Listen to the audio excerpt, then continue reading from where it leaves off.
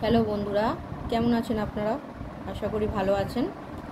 আজকের আমি আপনাদের জন্য একটা নতুন কিছু নিয়ে এসেছি।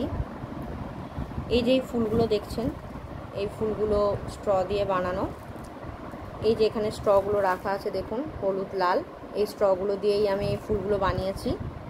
তো এই কাজটা আমি আগেও করেছি, তো এখনও আবার করছি। এই ফুলগুলো দিয়ে আসলে ঠাকুরের গলার মালা করব। তো নানান ধরনের স্ট্র দিয়েই আপনাদের এই ফুলগুলো বানানো যায়, আপনারা বানাতে পারেন। তো আমি লাল আর হলুদটাই এখন ব্যবহার করছি। আর এই ফুলগুলোর মাঝে মাঝে আপনারা যে এই বলগুলো দেখছেন, এই বলগুলো যাবে, এই বলগুলো এই ফুলগুলোর মাঝে মাঝে একটা করে গিয়ে মালা তৈরি হবে ঠাকুরের জন্য। তো এটা খুব সামান্য জিনিস, কিন্তু ঠাকুরকে পরালে এতটাই ভালো লাগে এই মালাটা যে আমার মনে হলো আপনাদের সাথে একটু শেয়ার করি। তো আপনারা দেখবেন, ভালো লাগলে অবশ্যই জানাবেন। কিন্তু দেখুন, এই হলুদ স্ট্র দিয়ে আমি ফুলটা বানাবো। প্রথমে কাঁচি দিয়ে কেটে নিতে হবে এই হলুদ স্ট্রটা। সরি, এদিক দিয়ে কাটবো, এদিক দিয়ে একটুখানি কাটা ছিল।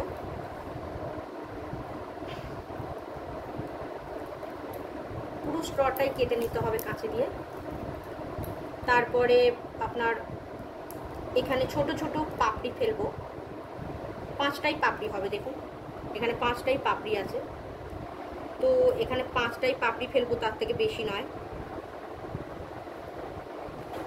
দেখাতে পাচ্ছি কিনা জানি না।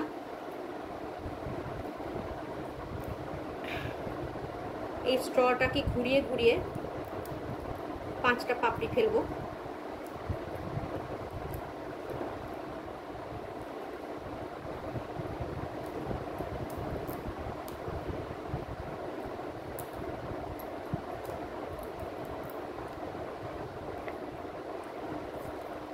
পাঁচটা পাপড়ি ফেলার পরে আমি আর নতুন করে কোনো পাপড়ি করব না। দেখুন এখানে দেখুন 5টা পাপড়ি আছে। তো এরপরে এইগুলোকেই আবার নতুন করে কভার দেব এর উপরেই। আর নতুন করে আমি পাপড়ি করলাম না, এগুলোর উপরেই কভার দেব।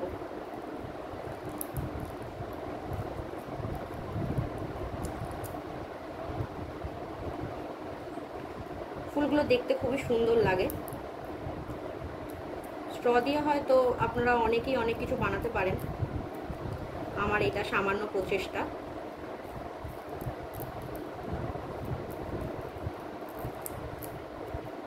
কিন্তু ঠাকুরকে পরালে খুবই ভালো লাগে। ঠাকুরের গলায় যখন মালাগুলো পরে খুবই সুন্দর লাগে দেখতে।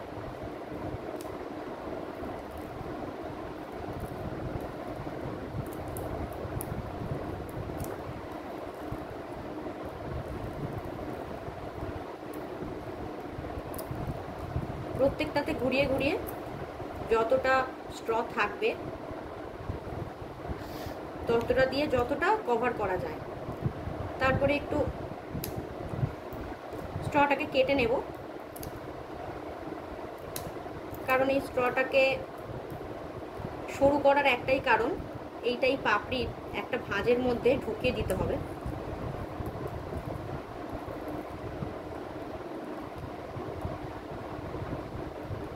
সেটাকে খুব টাইট করেই ঢোকাতে হবে যাতে না বেরিয়ে যায়।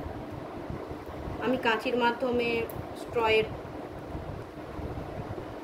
এই অংশটা ঢুকিয়ে দিলাম পাপড়ির মধ্যে। দেখুন একটা সুন্দর ছোট্ট ফুল তৈরি হয়ে গেল। এই যে এরমভাবেই আমি এই ফুলগুলো তৈরি করেছি।